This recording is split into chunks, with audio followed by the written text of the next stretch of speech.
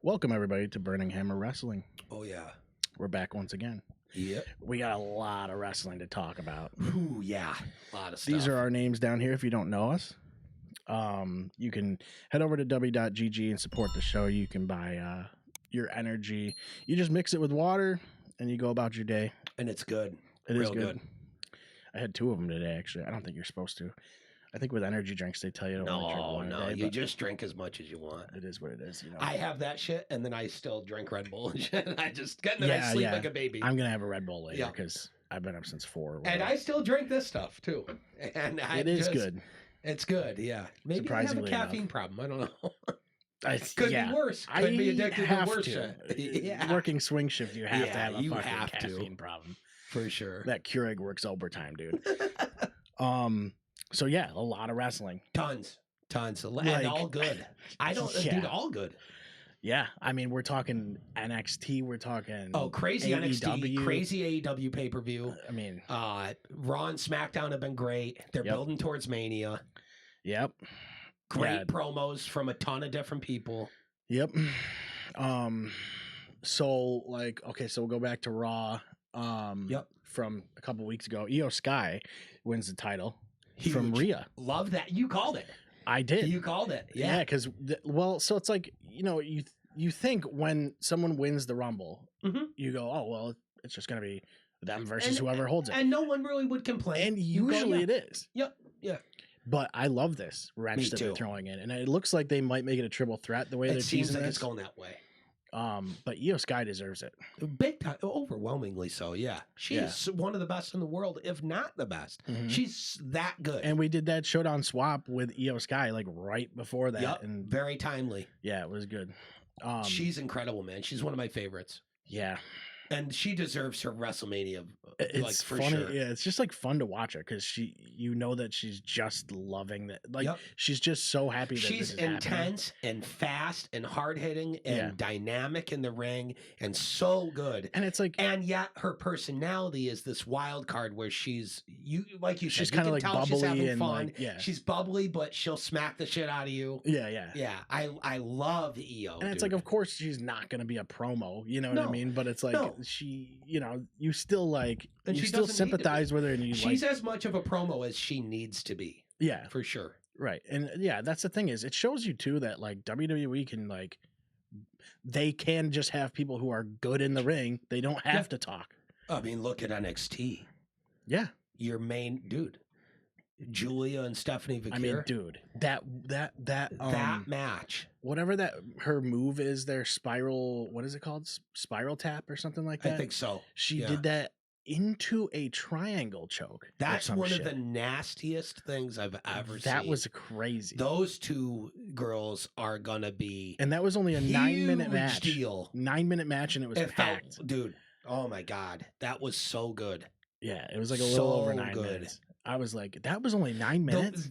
This episode, if we have a theme for this, is women just absolutely running the industry right now. I mean, yeah, it is. The super compelling stories in WWE with all their women, including NXT.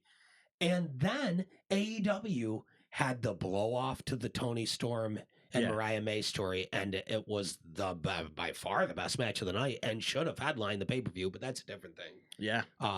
It's all good. It definitely should have headlined. That match was also incredible. Yep. And there's this dude, the women's division in wrestling across the board is just so deep and so good right now. So many good stories, so many good matches. That'll bring us to Bianca and Naomi. Yep. Which that was great. That segment was great. Dude, wicked good. Yep. Yeah, because they were getting emotional and shit, and it's wow, this is they're doing pretty well. And then I hate the fucking internet wrestling community. You get on there and then you're like, wow, these people can't act. It's like dude, they're not actors. Actually, they're not really. And they're actors. doing well. Yeah, they're doing fine. What are you talking about? They're not supposed to act like it's called a suspension of disbelief. You fucking I don't understand. How do you not get wrestling at this? How do you not get it? How are you a fan of wrestling and you don't get it? I don't know, man. That's tough for me. It's tough to explain. Yeah, seriously. But I thought they were killer. Well, yeah, and it's we talked about how we thought it might be Bianca right? That attacked Jade. Yeah. And then, she goes after Naomi. Yep. It was sick. Yeah, it was great. And Naomi had her reasoning for doing it and stuff, and that was a great segment. I feel like Jade is going to be a huge deal coming up here. Huge deal. And it's happening. It's going to happen fast. Yeah, huge deal, dude. Huge deal. And I love Tiffy versus Charlotte. I feel like that started off with me being like one, I love the idea of the match. It was an awkward but it was an awkward execution. Way undeniable. To get into it. Especially with Charlotte, like coming in thinking she was going to be a face, and she was of course she's a heel. But she leaned into it, and throughout the weeks they've done a better job of kind of going, okay, let's correct the ship a bit. Yeah. And Nia Jax and shit. Nia Jax, I mean, say what you want about her in the ring. Her character, I love so much, and it saves her whole career. On the mic, I love her. I think she's hilarious. I think that she plays her role well. Some of what she does, like outside the ring, like some of the extracurricular shit she does. Extracurricular is a good word. Pretty great.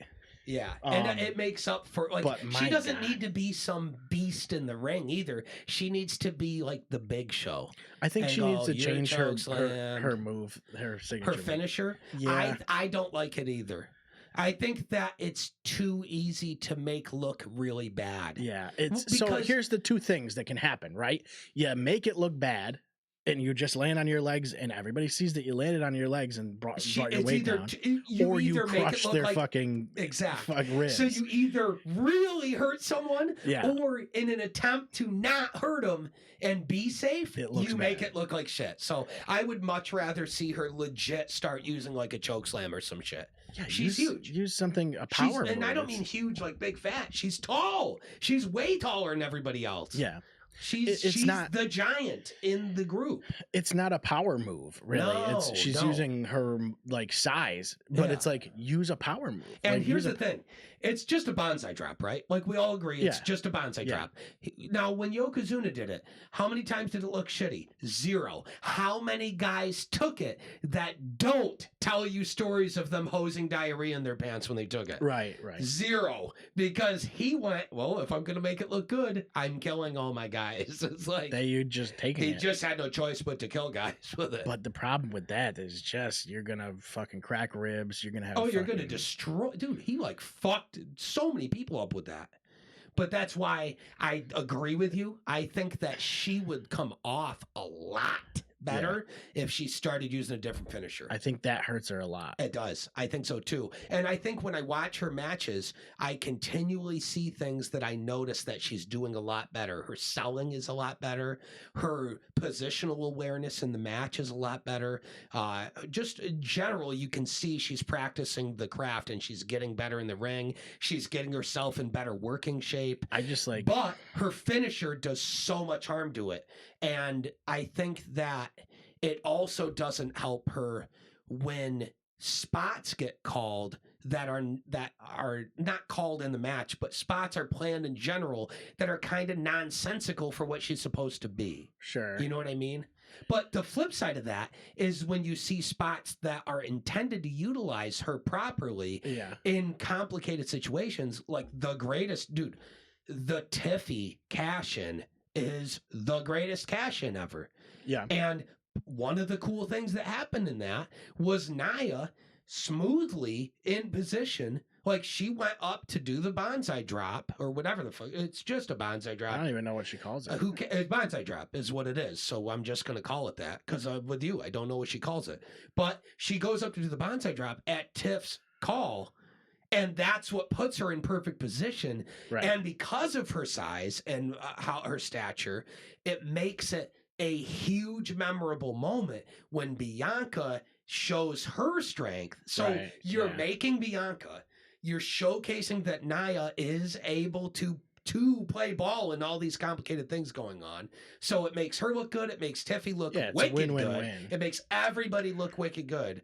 And part of that is they utilized her stature and her presence correctly to create this big moment. Yeah. They need to do more of that. Yeah, I think so. But they had that problem with Big Show too. My biggest thing is like, how long has she been around? It's like, she should be polished by now. Yeah, but she didn't even get a chance to polish until after she left the first time. She just didn't. She just didn't have to. Yeah. She didn't even have to, or wasn't even given the opportunity. I don't know which, but I know when she left the company, she made me instant love her, because the reason she left is because she stood on business. Because she openly posted, "I'm not gonna suck some weirdo guy's dick to get ahead in the business, so I'm out." And I love that. I love that. I will always support her because of that. Not bias. Like, if she's shitty and she does something shitty, it's shitty. Yeah, like, you're going to have to call a spade a spade. If somebody botches something, it is what it is. Botches happen, and I'm going to say it's a botch. But I'll always at least respect her for being willing to go, fuck this. I'm not sucking dick and putting out to the ups to get my spot. I'm just going to fucking leave. And then she came back when she noticed it was different, and she's had any amount of attempt to train and actually polish now. And she's working with a better crew now, too. Well, they've given her plenty of opportunities, too. It's not like they're pushing her down. Yep. No. I don't know. It's like, on one hand, I see improvement, and it's like, for sure.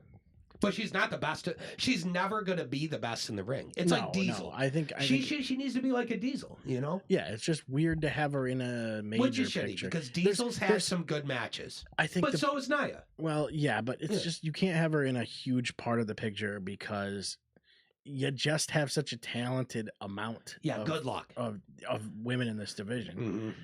Yeah, well, that's the big thing. There's just so many. There's just too many that are better than she is. Dense. How do you justify making her a top star indefinitely when you've got people like you have? Yeah. But to be fair, and she got a title reign. She can't complain about it. So. No, and I don't think she is. I don't think she's right. I think she's probably very happy with her position in the company now. She's working with tons of talented women that make her look like $1 million and are able to work dynamically with her. Right. Way more than the first time she was in the company. There's just 100 times more people now. Dude. Yeah. And her workload isn't that bad. No. Honestly, her matches are pretty easy to do. Like, she's not going to get injured. No, you know what I mean? No. Unless she tries to do something that doesn't make sense. Yeah, unless she does a Brock Lesnar shooting star press. Exactly. Yeah. But that's what I'm saying with the Big Show thing is, a lot of people look at Big Show as he should have been the next Andre the Giant. They just never figured out quite how to get right using him. And there were periods where they did. Yeah. And he was a huge star. But then there was all these other times where it wasn't. And he turned heel every 5 minutes and then phase. And like, we all know that. That's a joke. But just make him not Andre the Giant. It's like, just make him what I mean? She doesn't have to be the women's Andre. She doesn't have to be that. But she should continue to work further towards a big man's style, big women's style, like a Diesel or something, I usually don't like when they rehash like a gimmick, basically. I'd love to see her use a powerbomb for a finisher. I think she could do it safe, and everybody in the roster. A powerbomb could work, yeah. Yeah. But I will say that Chad Gable is a pretty good reincarnation of Kurt Angle. That's one thing you can say. He is actual Kurt Angle, too. Yeah. He does all the stuff that well, too. He's that good in the ring.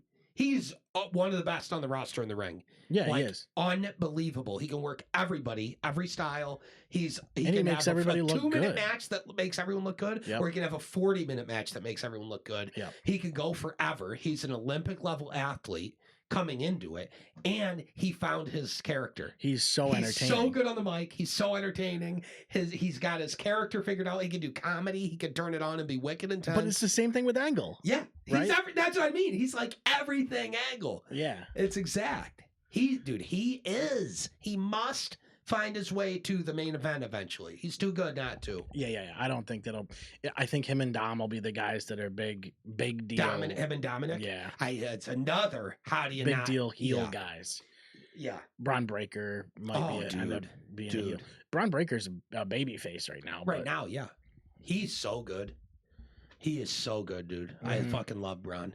Yeah, it'd be cool to see him go heel, and it would be cool. So, like Jacob Fatu, he's one of those big guys, dude, and he's a baby face right now. He's fucking over. He's super because he's undeniable. Just same thing with Gable. Yeah. He's over as fuck, even though he's a heel, because he's just undeniable. He's too good. People couldn't help cheer for Jacob Fatu when even when he was in the bloodline. So it's like they would boo the fuck out of fucking Solo and fucking Tama Tonga and Tonga Loa. He's been out. He got injured. So he got injured. That's not fair. But my favorite thing about Tonga Loa is every single time he was on screen, he did something that was fucking weird. Yeah. Whether it was a botch or a weird miscue or something, and it's so funny. What is the Tama Tonga fucking yee thing? I don't know. What is that? No where, idea. Where did it come from? Love it. Did he just like start doing it? I don't know. I don't know, but it's over more than he is. It just came out of nowhere. Tama Tonga's good. I like him. I think he's good. Yeah, he's not bad. I just think the biggest thing they like when he first came back, I was hyped because I was like, yeah, this guy's good. I've seen some other stuff he's done, just isolated matches and stuff. You know what I mean? And so I knew he was solid, and I was like, this is cool. This is going to be cool. A new era to the bloodline. And then Jacob Fatu came in. And it was like, oh, damn. Okay. That might have shot this all in the foot because he stands out so much. Yeah, he has like an aura that you gravitate to. He has such an X factor, like it. He has it. That intangible you can't teach that makes you a top megastar. And now that they're letting him talk, like... And he's good. Yeah. He's so good. Yeah. He really is. Yep. Yeah, he is fun to watch. He's probably the best guy over Solo and all those guys in that group. Yep. And and it's like, is. How much longer does that group exist? You know, I don't think much longer. I don't think so either. Maybe after WrestleMania. It looks like it might just not be a thing now. You know what I mean? Because it's not like they're setting up for that at Mania. No, they're not. But I think you might see like them. Like Roman already finished that. He already faced Solo and got the thing back. Yeah. And now they're going a whole different way where Roman's feuding with Punk and Seth. Yeah, he's just mixed into that. Yeah. I think after Mania's reset, like the after Mania reset, you'll see something. That's a good point. I would like to see him just feud with Solo. Who? Jacob? Jacob Fatu. Me too. And go fuck the bloodline. Because you're got a baby face and a heel already. Yep. I mean, that works out. And And they already teased it. Yeah, they kind of did. Already tease it. Yeah. They had Jacob talking to Solo and Solo trying to be like, I love you, Jacob. And he just fucking was like, I'm dipping, brother. I think it would be fucking, that would be great. And Solo is good. Yeah, it would be good for both of them. Super underappreciated for how much pressure got put on his shoulders. Yep, I agree with that. When Roman walked and he had to do the swerve after Mania, literally the night after Mania, he had to do the whole swap where they turned on Jimmy and fucking took over the fucking dude. So good. It's a lot to have to do. A lot. And he had to start talking and he never talked. He never talked. And now he has to be the guy. It was the storyline that he had to be like a major, like primary character. He had to be a main eventer and he did it. And he wasn't shitty. And the matches he was in were actually decent too. Yeah. Feuded with Cody and shit. No, he's been very good, dude. But Jacob is, I'm with you. And I must see Jacob versus Braun like 100 times. Yep. Yeah, I got to see that. That's going to be down the line. All those freak guys like that, I just love. I got to see it. I got to see it. Yeah. The guys that are all creative characters from us when we're playing video games that are just super diesel, super high impact. They can do a shooting star press to the outside of their table and then turn around and do an F5 or some shit. Yeah. Like they're power move high flyer guys that are creative characters from fucking video games. Yeah, you just picked a whole fucking moveset. Yeah, you went through every move is a finisher. Causes KO or bleed. like... LA Knight won the UX title back too. He did, and I heard that there was a reason why Nakamura, a really sad I heard so reason. too. Yeah, Nakamura won the title. They were planning on doing stuff with him, and then I guess his brother died or something. Yeah, he had to go That's back to wicked Japan. I think that freaks me out. I'm ultra close with my brother, and so I super feel for him in that, and. I feel like you can say whatever you want about that story being a flop. And to me, I just go, I don't care. It doesn't matter to me that it's a flop. Get that dude home to mourn. Yeah. Like, holy fuck. Yeah. And it also speaks to how professional he is to go out and have a match and he just still does it. And on top of that, speaks to the new regime in WWE going, what the fuck? You got to go home, brother. Yeah.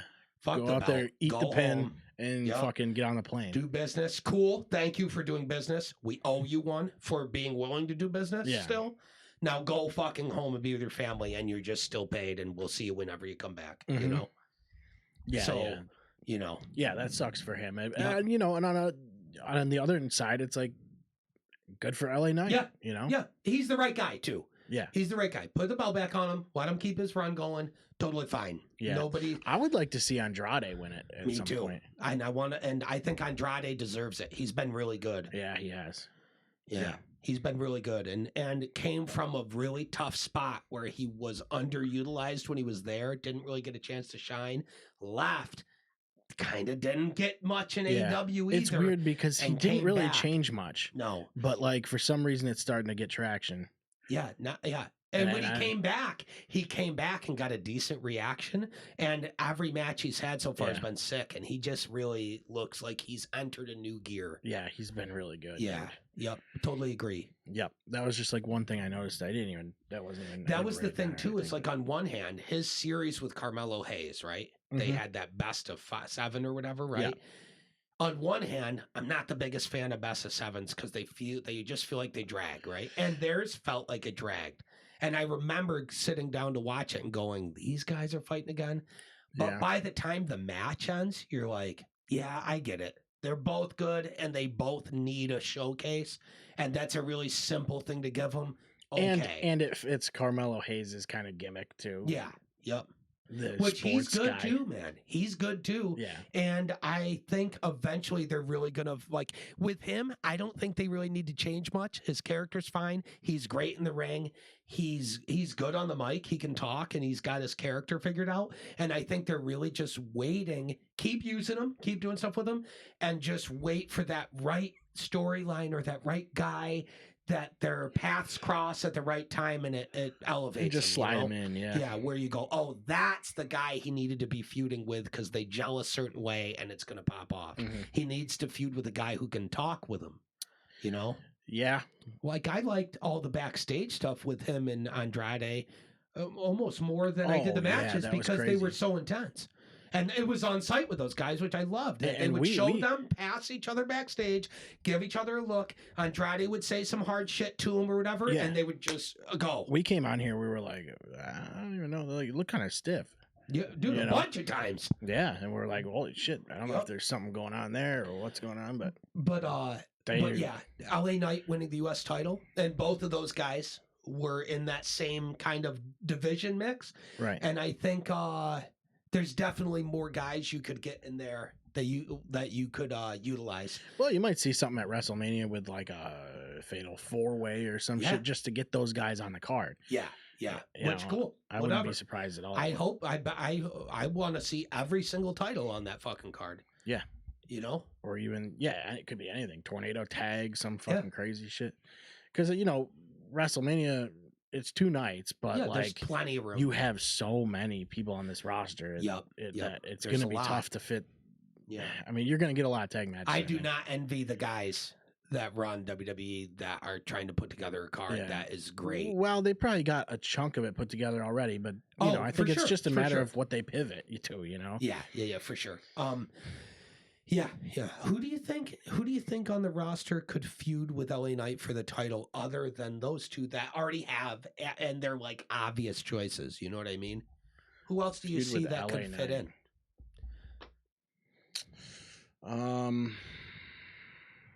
This is SmackDown. This would be SmackDown's roster. It'd be SmackDown, yeah. But fuck that, because people could move if they need to. You know what I mean? Yeah. Well, I don't know when. Like, who's even in a good spot to feud for it? Because the first name I was thinking of would be someone like JD McDonough when he gets back, but I don't know if he's on the same roster. Maybe, but he's in the right spot. He's on Raw. He is on Raw. Yeah, I believe, which is true, and that's what hurts it. Yeah, I don't know. It's those type of guys, though. Right, you know? like mid. They're good in the ring, and they need to get involved in a belt story to see if they can elevate to the next step. You know. Right, because who's even around that? Braun Strowman. Braun Breaker was Intercontinental Champion, isn't he? Or Yeah, did he he's lose it Raw, already? Raw guy. He currently is the champ, right? Yeah. I think so. Is he? Yeah, he might be. I think so. Wow, that's a good question. There's so many goddamn belts. I was thinking that the other day. I was like, I can't even remember. So like, because now with TNA mixing in, now you got that. You got the TNA. Now I'm trying champs. to remember that. I'm trying to remember AEW's champs. I'm trying to remember fucking WWE's NXT. It's a lot. It's too much across everything. You got minor belts, major much. belts, tag belts, like multiple times on some of these brands, and you're like, "Holy fuck!" They have so many goddamn titles. It's crazy. Yeah, I don't know. I really don't know there. I guess if I watched SmackDown and I watched a couple matches like in the middle of the show, I'd be like, "Yeah, maybe that guy's the move or whatever." Yeah. But or if we looked at a roster, we'd be able to go. Yeah, oh, probably could point somebody out. But all I know, he's got to find somebody now. You know. Yeah, that's why I ask. Yeah. Because I'm like, what do you do? Who do you bring in? Andrade's the move, I think. Yeah. That would be great. It would be great. Yeah. So let's talk AEW then. Yeah. Dude, they had a great pay-per-view. Dude, Revolution, it was great. Yep. Overall.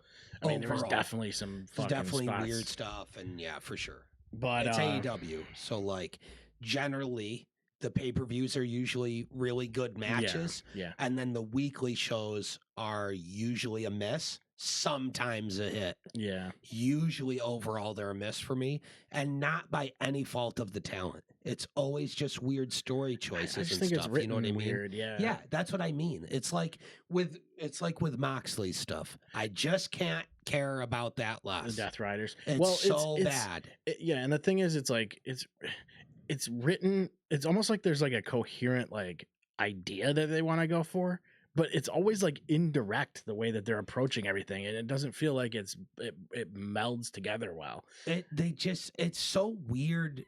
Like, I love Mox. I have since the Shield days. Yeah, and I love Edge. I even like Wheeler Yuta. I love Cesaro or Claudio. Mm-hmm. But for some reason, that faction has never worked for 1 minute. See what they're and all going the promos that he cuts in that are bad. Yeah. And you can see he doesn't have a fucking clue what he's talking about. And I don't like that because I consider him to be a great promo. I kind of thought it was cool the way they did Rampage, like the way they put Rampage out, how Moxley ended Rampage, basically. Yes, that was cool. That was kind of a cool idea. I did think that was cool, yep. But and again, I want to get back to the pay-per-view. I'm not here to shit on AEW. Right. I'm just prefacing that because it explains why I personally feel the main event of that entire pay-per-view should have been Toni Storm versus Mariah May. It should have been. That is, without a doubt, the best handled storyline in all of AEW. Mm-hmm. I don't think there's a close second by miles. Yeah. That's the best thing they have going and should be main eventing every single week of programming. They did a pretty good job like pacing that match too. Yes, they did. It was bloody as hell. Oh, yeah. And it was great. It was. Absolutely great. And it's like sometimes you're like, well, like getting color is like sometimes you should reserve it for big moments. This is the big moment where you do it. Yeah, this is the moment. Off to a fucking huge However, Moxley getting clotheslined in the ring or whatever, and then fucking when was that? Was that on that pay-per-view? I don't even remember. I don't remember, but no, it wasn't. It was somewhere else. I saw it on Reddit. I was like, are you shitting me? He took a clothesline back and then bump, you watch rolls him out of the ring, and then you can literally see him on the outside of the ring going, oh shit, I gotta fucking cut my fucking forehead real quick. Wait, what? You From took a back clothesline bump? though? It's the worst. How? Explain to me what is on his arm that is cutting you? Yeah. And it's like, so now they're just getting color for the sake of color, and I don't like that. I don't either. When you overdo it, it's too much. I'm sorry. Yes, when you overdo it, it's too much. Which is, I feel like it's the same way I felt about another match on the card, which was the Will Ospreay match. Yes. I saw people saying that's the best cage match ever, and I was like, it's not even in the top 20. No, it's not. It's super forgettable. It wasn't even bad, but No, it wasn't. It wasn't bad. Yeah, but it's not like a landmark fucking cage match. They went for too many spots. Like the biggest one for me is doing spots just for shock value, regardless of it making any sense. Anything else surrounding the screwdriver completely absolutely destroys me. Yep, screwdriver is wicked stupid. I'm out of it. And then the fucking what do they call that? The Spanish fly off the top of the cage. Yeah, where they had to stand there for 2 years, prepping and working together to do it. Just because all they're focused on is let's do a crazy spot and not fall off. They're the cage. not thinking at all about fucking why. Yeah. Why would this guy you're trying to do it to work with you for 30 seconds to make sure you guys are ready to do it? Yeah, and it does happen a lot. You know, it happens in every. It does, and every time it happens, it's it ruins the suspension of disbelief that's required for great wrestling, in my opinion. Yeah, it's like Which I don't is like why when I feel that way. I don't like when I mean? someone like is on a turnbuckle and they're like biding their time for no reason, waiting for someone to get underneath. Here's the flip side of it.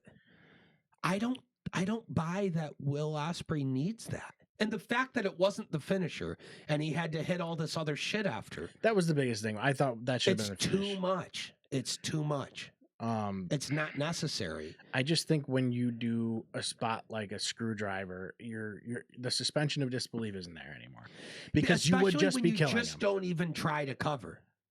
Well, that's even stupider. But you would just be killing the guy. You're stabbing him in the head. That's right. It just doesn't make any sense. On top of that, though, you can see in these guys' work, a lot of them want to work like they're heroes because they grew up preferring Japanese wrestling. Yeah, of course. Well, we just watched one of the best Japanese wrestling matches ever, the Kenta Kobashi versus Misawa match. Yeah.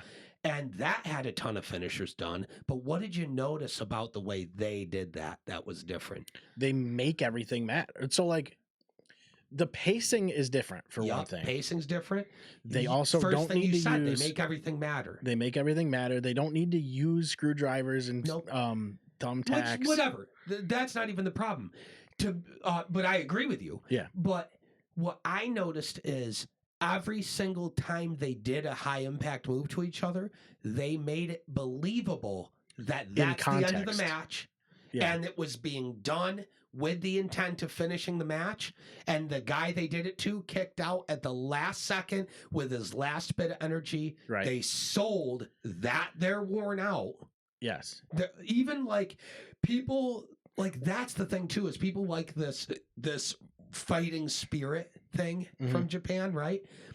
And they completely miss what makes it so good. It's not about suddenly looking fresh and attacking the guy. It's about looking like you're fucking destroyed and squeaking by the move. Yes. And when you see guys go, I just got power bombed. I'm going to do a kip up and then do a flying dragon Rana to you. Then I'll sell. That's not fighting spirit. Oh, you just hit fucking stupid. You just hit your finisher. Time for me to quick recover and hit something. And do something wicked dynamic, even though it's supposed to be worn out. That's dumb. The way that... It's compiling damage is what it is. The way that the great fighting spirit spots happened, from my view of it, is that it wasn't about... like, the guy didn't hop up and do something wicked dynamic and crazy that's not believable. He would do a desperation counter. Yeah.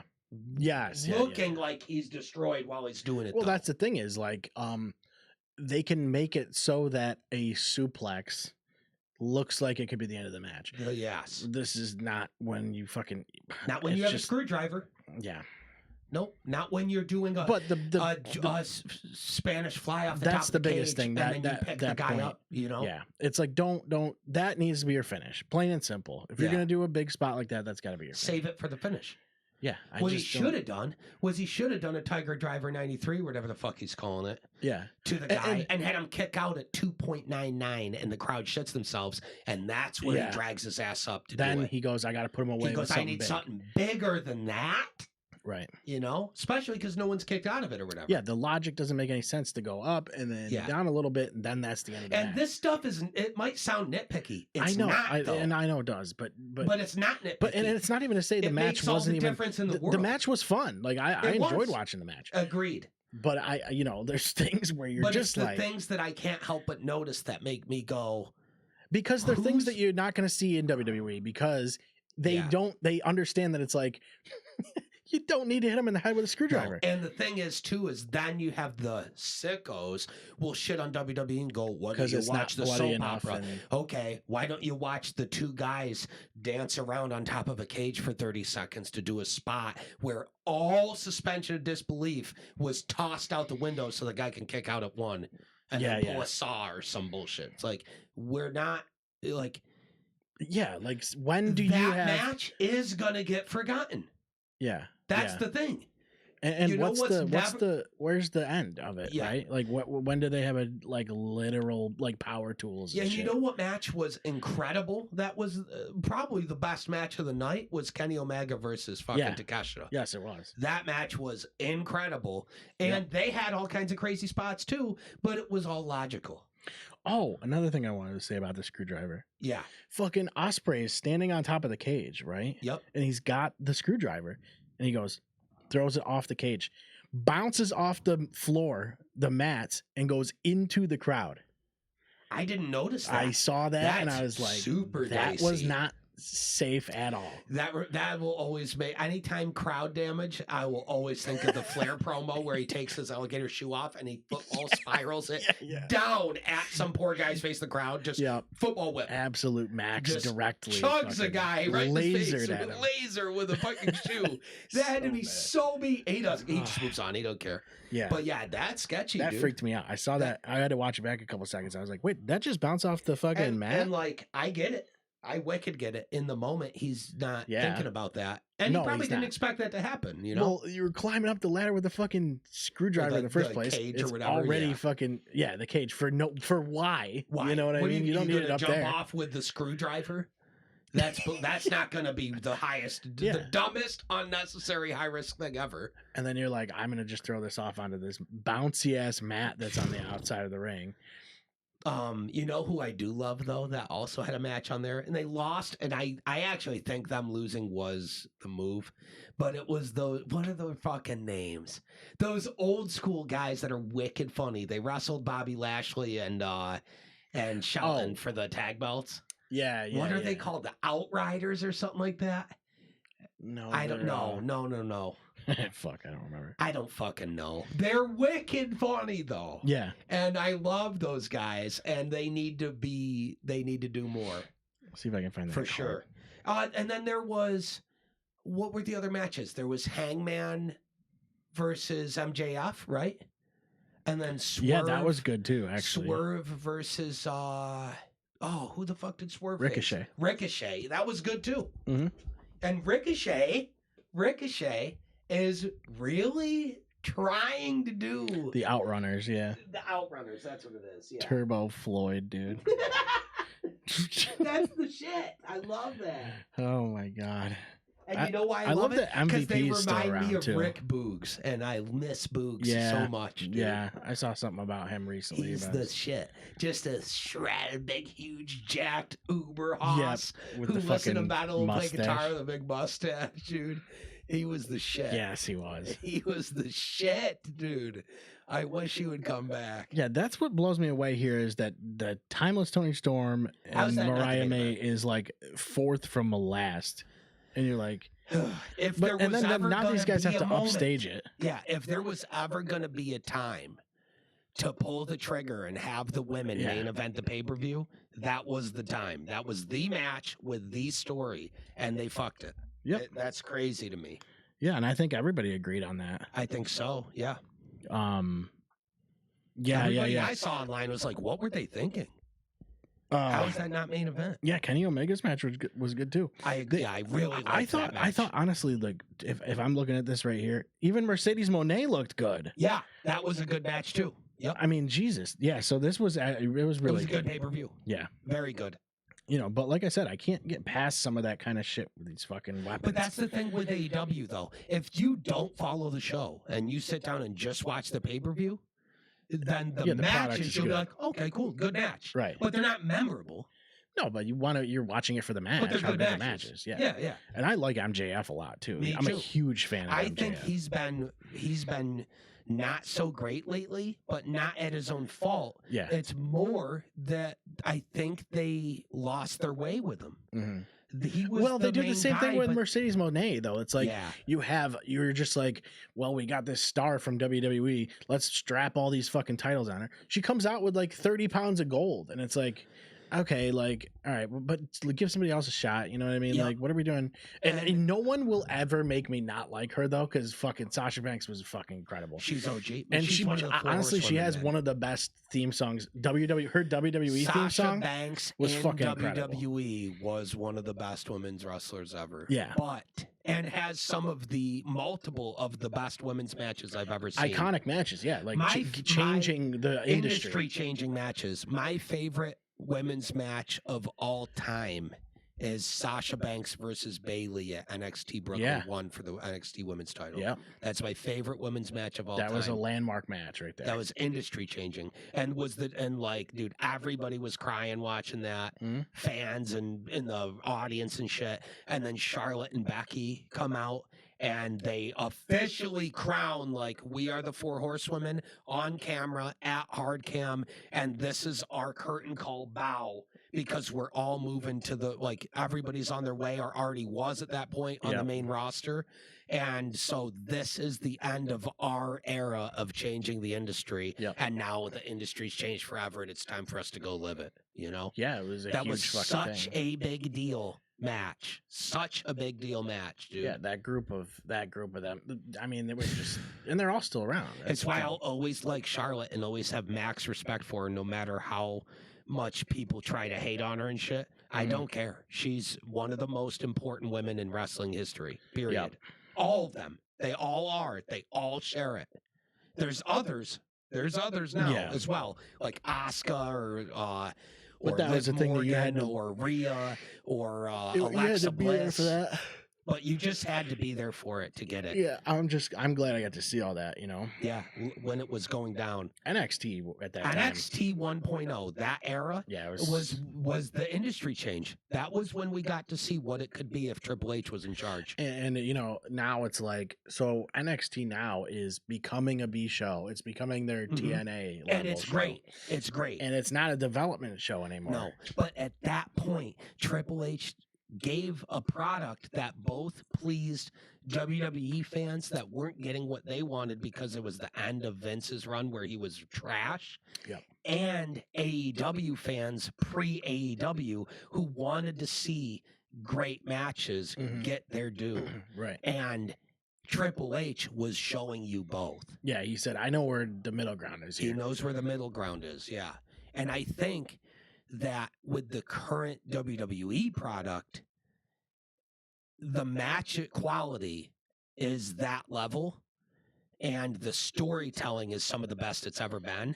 Yeah. And I think that because there's equal focus on storytelling and matches, or maybe more storytelling than matches sometimes, I would say it's AEW fans hate that. Yeah, I think it leans towards storytelling. I think so too. But I think the reason why is good because it makes it so every time there's a match, it has the maximum amount of impact, you know?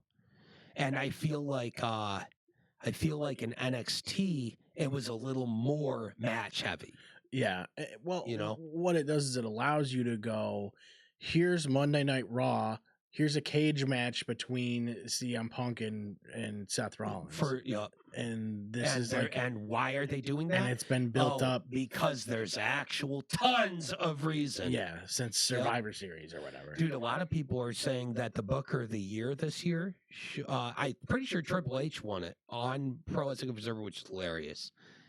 that Dave Meltzer was like, I just can't deny it. But a lot of people online are saying that Shawn Michaels in NXT is like he's doing better than everybody. because of how good NXT's been so far and how he's utilizing TNA talent. I could see that. Yeah. Dude, yeah, he's just on fire. It's Shawn Michaels. What did you think?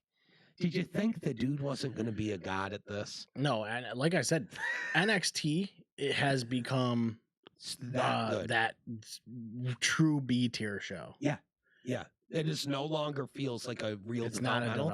And because of that, they've realized that creates a void. And they said, in here's their Evolve. System, and they went, here's Evolve. And LFG is going to be funneling that some too, people into Evolve.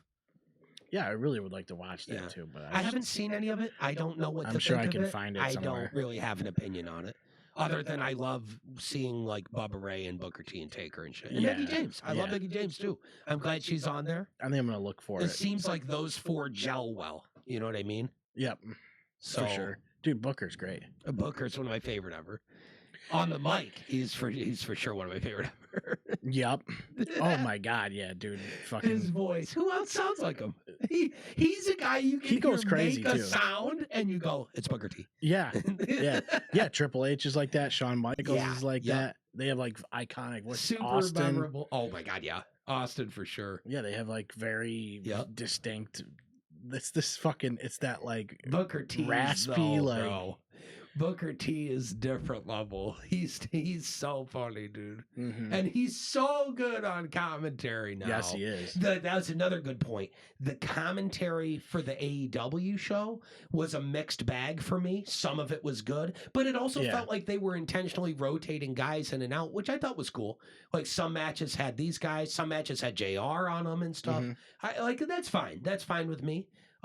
Which is, it's in a way it's weird though. It's like, why not just have the commentary team? For sure. And I think that's a little bit overbooked. Part of it is probably the way JR, maybe that's not the right term, but JR's contract is or whatever. Well, he's got to do limited work, and I get it. Like, and they want to honor it because he's one of the greatest, if not the greatest commentator ever. And so they're just gonna honor it. And I get that. I support that. Totally fine. Yeah. But they want him in for certain matches, right? Yep. And it did feel kind of scattered to me, but overall it wasn't terrible. Whereas the commentary for WWE stuff these days is S+ tier. Every show, it seems every like table. They all do have a pretty good dynamic. Like even Corey Graves and Booker T and like some of these guys fit have right in there. Yeah, they have a really money. Yeah, the vibe works out really well. Dude, people talk Roadblock shit about was McAfee, so but sick. like I love McAfee. I think he's great. Yeah, him and Cole just work really well. They have incredible chemistry, and he very clearly is all in. You know, Moxley and Cope was the main event. Yeah. I don't. Why are we called? So first of all, don't be called Cope. That's stupid. But you're working against a team called the Death Riders. Yeah, that's fair. Don't be 12 on 4chan. Yeah, you gotta not be a 12-year-old on Xbox 360. Yeah, it reminds me of the fucking fucking memes of the motorcycle guy with the skull. That's it. That's a exact. or whatever. Like a fucking grocery store gumball machine sticker of a skeleton on a motorcycle smoking a cigarette with a fucking fire on his head or whatever. Yeah. And it says, hell yeah. Like that is Moxley's and like a dragon identity. Tattoo. And it's really cringy and a big miss. And I think when you look online, I notice at least, and this is, is what it is, but even the AEW sickos go, that's I unanimous, hate this. I hate this. This is trash. Like everybody hates it and shits on it and then loves Toni Storm and everything she does. I think most of what it is I think the Death Riders has just been done too long. Oh, but it just been not even happen. I think people are just ready for that to be over. You're bad. And that's it. And begging, every time they show them, people I think beg. they've painted themselves in a corner because it's like, how does it end? How do you end it? Yeah. Because how does it end? Right. Like, where's the title? I don't want to show it to you. What? Why? Yeah, exactly. What? Why What's we carrying the logic a briefcase? behind it? Oh, I can't. I'm just going to talk in circles. I think it won't be. We're in a war. No, you're not. It won't be the title. It won't be the title because it's all allegedly in the briefcase. I think something else is in there, and that's going to be their twist that they're going. I think so too. But But I hope there's a twist. Still, what's the end game? I don't care if it's a guy's head at this point. Anything but it's the title. Yeah. A severed head. Something an actual severed head. one time. It should be a screwdriver is what it should be. Oh my god. Just a screwdriver. That would be hilarious. It should be a shield vest. I would hose diarrhea if it was a shield vest. It should be a wallet chain. I say shield vest. You know what I mean, though. A wallet chain. It should be a pair of fucking Jinkos or some shit. Yeah. Oh my god. Yep. No, all seriousness though. Moxley's book did not help his cause because it was so cringy and made him look like a 13-year-old. Yeah. It made him look like an edgy 13-year-old who wants to be cool, wicked bad, but doesn't know what cool is, and learned what cool was from chat rooms on Call of Duty in 2006 as a 13-year-old on Xbox. And in a weird way, that's kind of cool. It's not cool. It's wicked cringy. It's cool when you're 13. Oh, yeah. It's not when you're fucking 37 or whatever. Yeah. You know? Yeah, I just don't get the direction, man. I don't need, and he's got so much potential too. Because I prefaced the whole thing with I love Mox. Yeah, that's what I mean. I've seen him be so good, but fuck, dude. Yeah, that's a tough spot. Like I said, I think they kind of are cornering themselves there. Yeah, I think so too. Because I don't know if they necessarily know what they want to do with it. And why does he get to main event? Because it's Edge. What do we not know politically that's Moxley. happening behind the scenes that allows that to main event over Tony Storm? It's when Edge you and can Mox. just look at the internet. How about this, Tony? You want to book well? Look at your own fucking target audience. Yeah, go to like a subreddit or something. Go to your own fucking official subreddit and look at every comment from people going, "What is the Death Riders? This is the dumbest shit I've ever seen. This is bad. Has to stop now. Stop this. This needed to stop yesterday." And then measure how many of those against the comments going, "Tony Storm is the best women's wrestler in the world. This is the best story in women's wrestling. This is the best story on AEW by miles. Why isn't this the main event?" Like it's easy. It's right in your face. It is being screamed at. He is obsessed with. He honestly just is obsessed with the WWE. Like these guys, they're both from the WWE. Yep. Why else would he put them in the main event? Edge is a big star. So is Moxley over there now. Yep. So like in his head, yes, that makes the most sense. But it's like for star power wise, you know what I mean? But it's not. But the end result doesn't pay off. But it's like push your talent. Yeah. Like that's what I hate about MJF right now that's making me see him as floundering is he's their best homegrown guy they got. Yes, he is. And why isn't he in the main event for the world title always? Yeah. Put him in there fast immediately. Yesterday, fuck Mox. And I love Mox. It's not working. It's not working. So you've got to go a different direction. And MJF is right there. Yep. You know? Yeah. And Swerve. Swerve is right there. And him, yeah. He's so good. People like MJF. I know that they like him as a heel. Yeah. Have him do I don't know. It seems but you can't have Mox. I'm not in the industry. I'm just a fan who's watched a million different brands product for fucking 30 years. Yeah. You have to turn one of those guys. That's the problem. Come up with easy, obvious moves to make instead of what the guy running the company's deciding to do in the face of his fan base. Not me, his fan base. That's crazy to me. Yeah. And this pay-per-view was so good, but still showed that. Some bookers are like that though. They don't want to do what the consensus is because they think it's a swerve. Is the most guilty of all time, and it hurt his company so bad. And that's the problem. Product is when like Triple H says, "Okay, no, we'll give you what you want, but we're gonna take you on a ride to get there." Yeah. Oh, you wanted Cody to beat Roman? Okay, well, we'll get you there, but you're gonna go wait, through it, and you're gonna hold on to your handlebars or whatever. But what matters is eventually getting there. Yeah, and they do it. Yeah. Yep. And they've ever done that with AEW. Again, somewhere they lost their way. Again, the show was good. Yeah.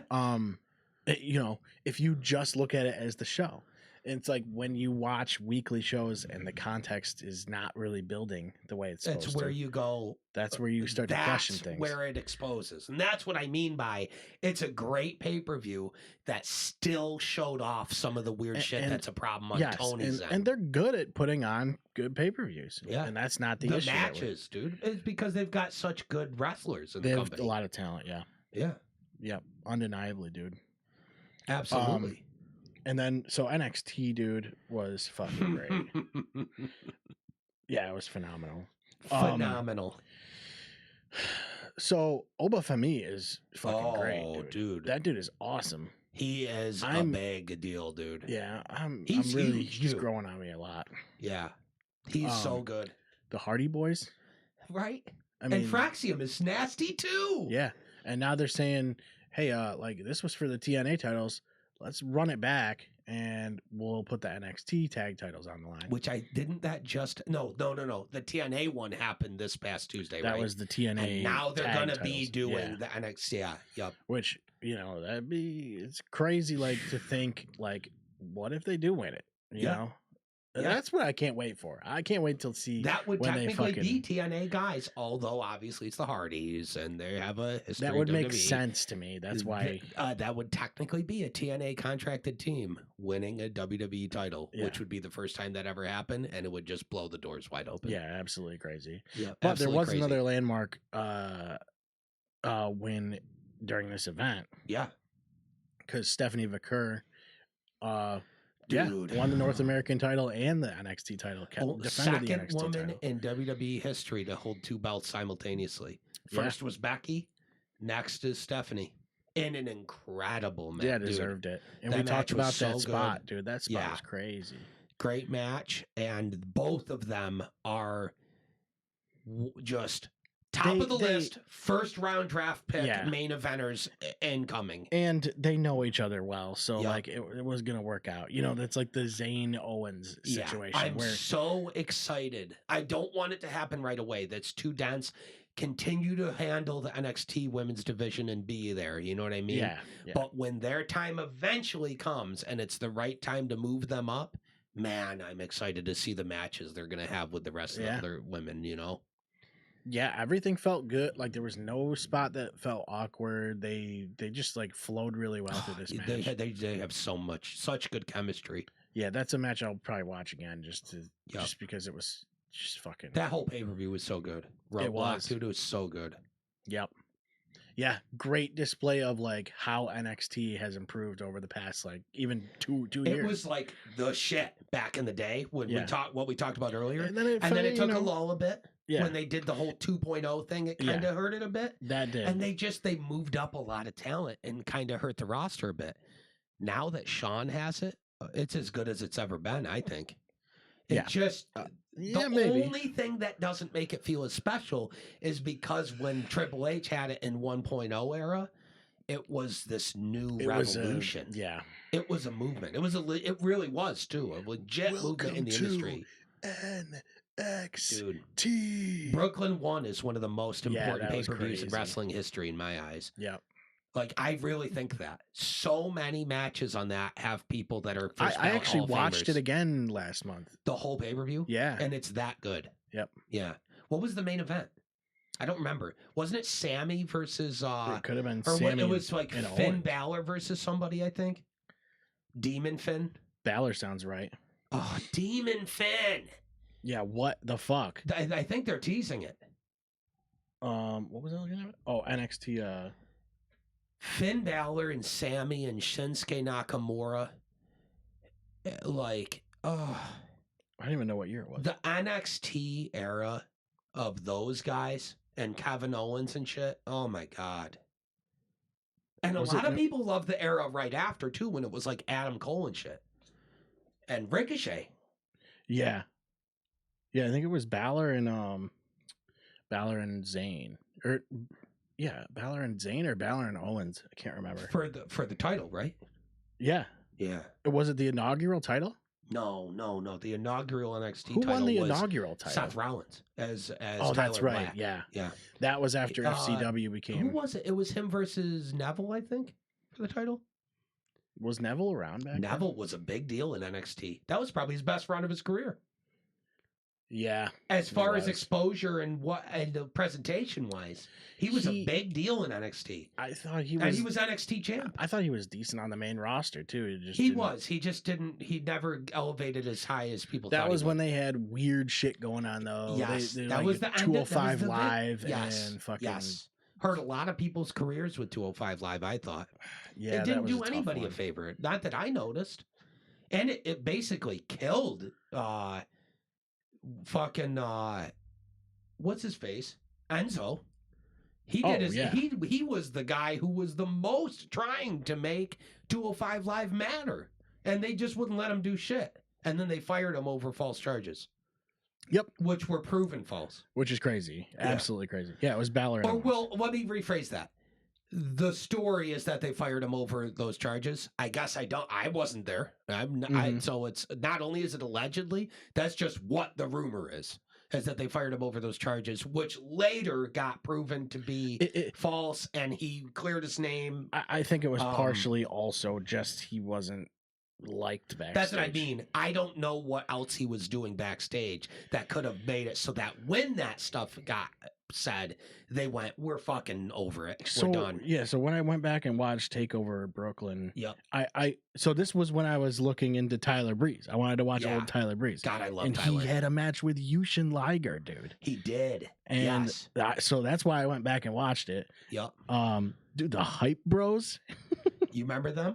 The Hype Bros, bro. Yeah, it was Zack Ryder and Mojo. Zack and Mojo. Dude, Mojo is awesome. Yep. I liked him. I love that his gimmick was stay hyped. Yep, that was so awesome. Funny. Oh, Elias. Yep. Bull Dempsey.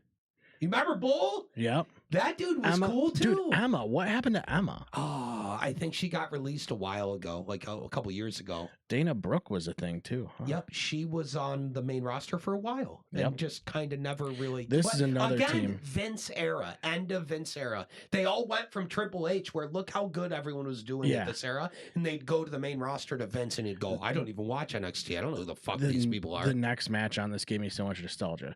The Vaudevillains with blue pants. Against Blake and Murphy with Alexa Bliss.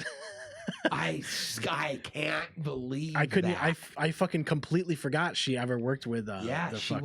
She was their valet or whatever before she was a major wrestler. Yep. And the Vaudevillains, dude, they were crazy. Turned into, dude.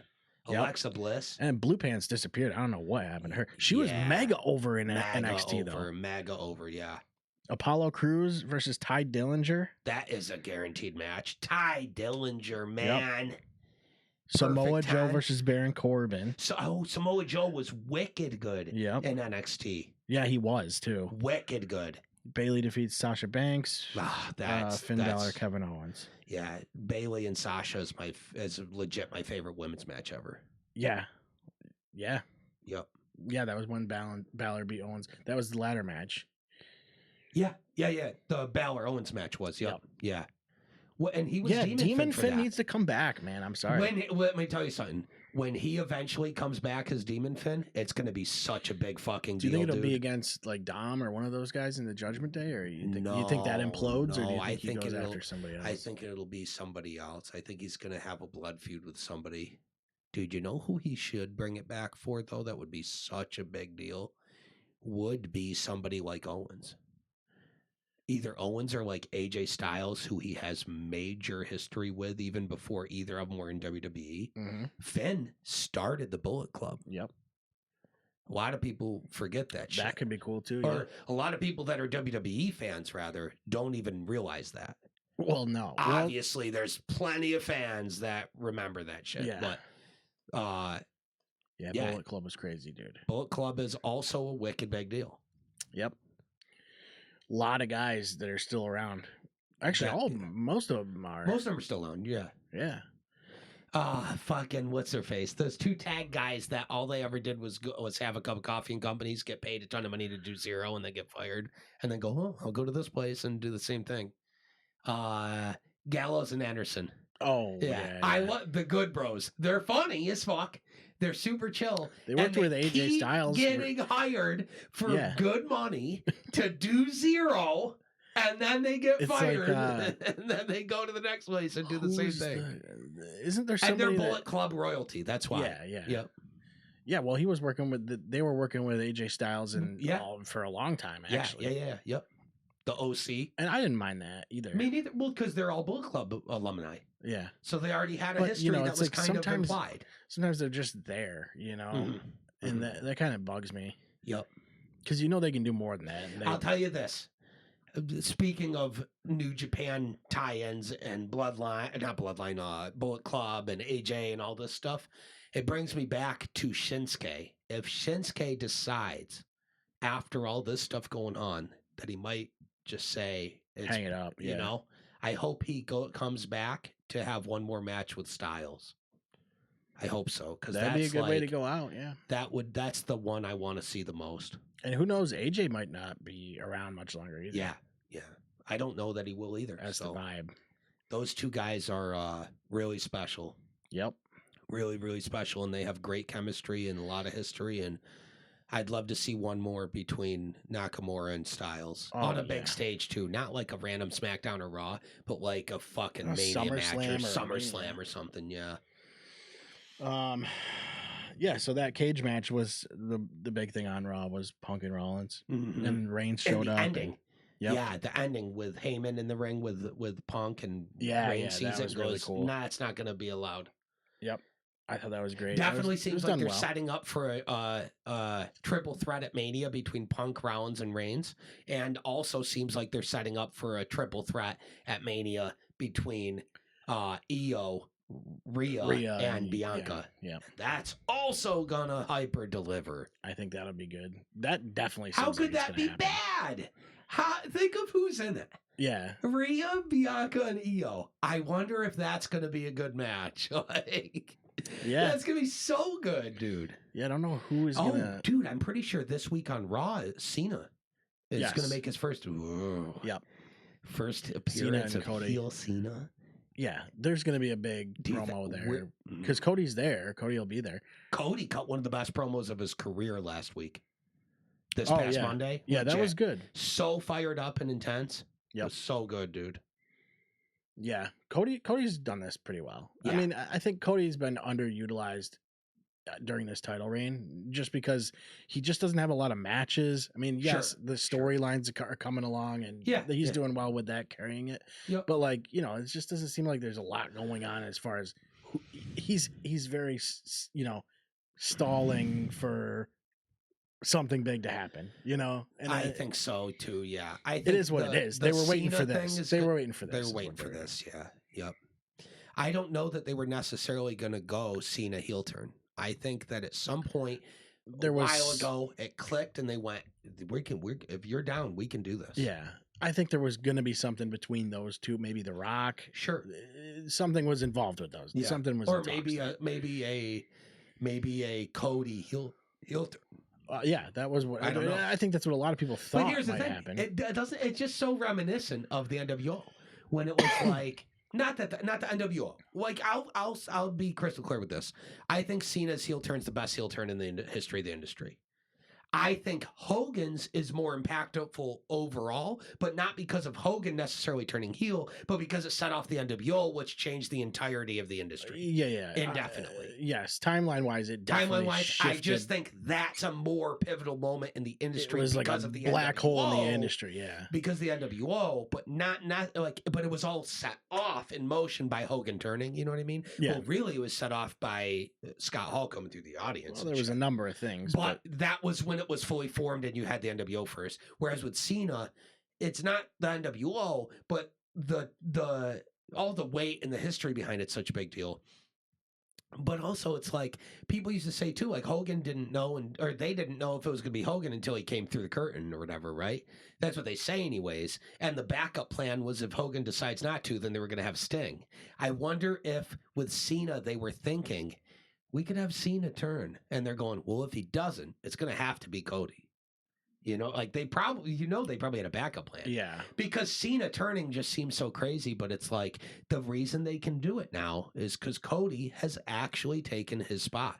There's a number. There's a number of reasons they can do it. He's doing the Make-A-Wishes. Yeah. He's selling the merch. He's marketing to the kids. He's getting the divisive cheers and boos and stuff. It's a true changing of the guard, like a passing of the torch. That's why this match feels so special. Yeah, because that's what it's meant to be. You've got The Rock and Cena, the two biggest prior stars of the past 2 generations. It's like the lineage is literally Cena, Rock. Yeah.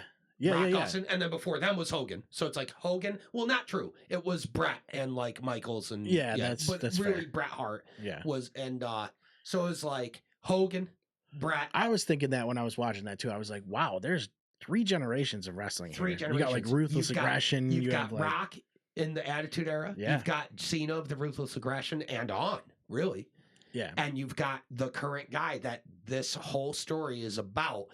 They're not saying it, but you can feel that what is really going on is they're giving the audience a legitimate, full-blown passing of the torch to anoint this is the guy. Yeah. He already is the guy. He is, but they want to, it's like a ceremony. It's like Rock versus Hogan. Yeah. It's this era, or Cena versus Rock, where it's this era thing going on. It's the top guy of a prior era versus the top guy now. Yes. Yeah. They're just, he's handing it over, plain and simple. Which is crazy because with Roman was the top guy for the past several years.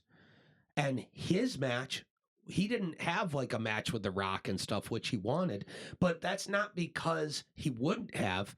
It's just the way things worked out with who they had and who got over and what happened didn't warrant it.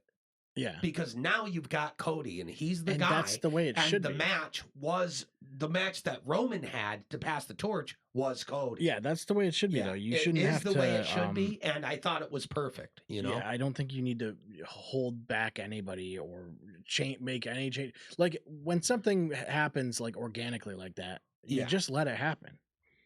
You just let it happen. Yeah, you just let it happen. I don't know. Yeah, I went back and listened to like the last episode. I was like, what the fuck are we doing? Because we kept saying that Roman Reigns was in the Elimination Chamber match. We kept saying Roman Reigns instead of Seth Rollins. Yeah.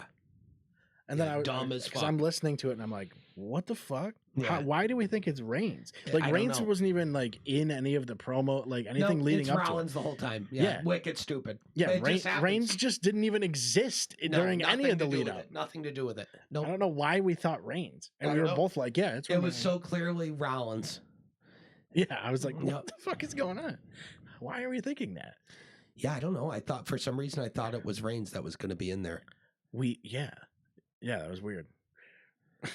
Because we didn't even look it up either. We were like, no, we just were like, it's Reigns. It's Reigns. It's Reigns. Yep, it's Rollins and Reigns and Cena and Punk and Drew and then fucking Logan Paul. But who was it that other though? Who was the 6th guy that wasn't Reigns? It was Rollins, Drew, Logan, Cena, Punk, and who the fuck else? Who was the 6th guy? Wait, I'm sorry. Rollins. It's Roman Reigns. It was Roman Reigns. Rollins, Logan, Drew. Cena, Damian Priest. Punk, Priest. That's who it actually was. Yeah. But for some reason we were like, Roman's in there too. Nope. No, they could have mixed him in. We don't research, guys. Fuck research. We do research. Things. We actually try to watch stuff. That's the best we can do. That is our research. Yep. That's all the research you need to do. Yep. So, I guess that's it. Showdown swap. We're going to change that up, I think, maybe a little bit. Yep. We're going to change the idea. We're changing it again. Yeah. So we just recently went to doing those remotely. It's more convenient for us, and it gives us a better... it takes the load off the main show, which we like, but it's then doing more free for us to do it too. Absolutely. And then when we did that, we did one time, and instantly you had the idea. You're like, I was like, what are we doing? Let's just do one match at a time, and we'll watch it. We'll just watch them and talk to them in real time. Yeah. And then if you want to watch along, we'll give you a 3, 2, 1 when we started or whatever. Yeah. And you can watch the link or whatever. We'll give you the same link we're watching. Yep.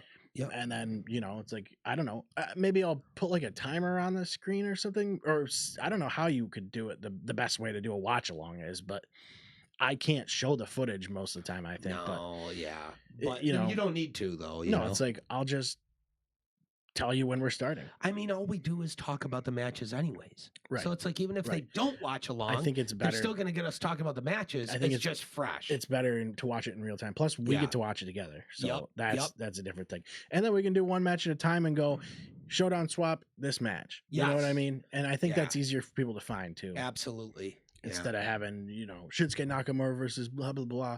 And Iyo Sky versus. Yeah, exactly. Yeah. So, that's the plan for now. And then that way what we'll do is we'll just trade off and we'll be like, this is my pick.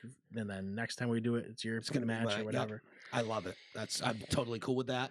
Yeah, I think that'll be fun to do. Fun to do for us and probably more fun for you guys if you, because then you can just pull it up in another tab or whatever and watch it. And yes, anything that can make it feel like you're in the conversation with us as much as possible, we want. Which is why we always encourage comments. Tell us that we don't know shit. Tell us that who tell your us favorite that guys Roman Reigns isn't in the. Tell us why we're wrong about elimination chamber. Yep. Tell us what we can't be fans because we didn't know that Roman wasn't in the chamber. Yeah. Tell us we're wicked bad at our job. Tell us we suck. We don't care. We're gonna still do it, even if we suck. Yep. All right. That's it. We'll see you guys in 2 weeks. Thank you for watching. We appreciate it. Go to w.gg, use the promo code Clear Shots, and help us out. Subscribe, like, do all that stuff. Go to our website. Yeah. That's all I got for you. All right. Hell yeah, dude. Later, guys. Peace.